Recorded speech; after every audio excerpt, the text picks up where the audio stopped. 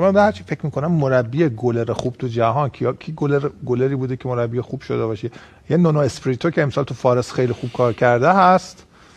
بعد دیگه شاید هم مثلا خیلی گلر رو نرفتن اصلا سمت مربیگری. این هم یه نکته، یا مثلا طرف دوست نداشته نرفتم، یا مثلا گلرهای خوبی که این چند سال مثلا کاسیاس نرفت سمت مربیگری، خیلیش اصلا نرفتن.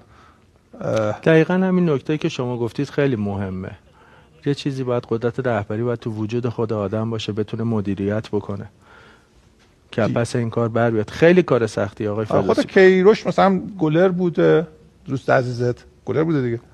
یه خاطره جالب براتون تعریف کنم. بگو. یه بار اومد به من گفتش که سر تمرین تیم ملی بودیم، به من گفتش که اینجوری پنالتی بگیر.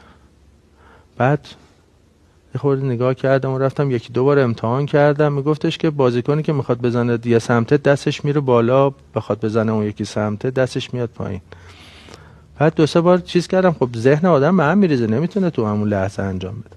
بعد یه خورده عصبانی شد و ناراحت شد و اینا، اومد گفت اینجوری میگم اینجوری کن. گفتم اصلا چند تا بازی ملی کردی؟ سوتشو کوبید رفت. جدی اینجوری بهش گفتی؟ با هم خیلی ارتباطمون خوب بود.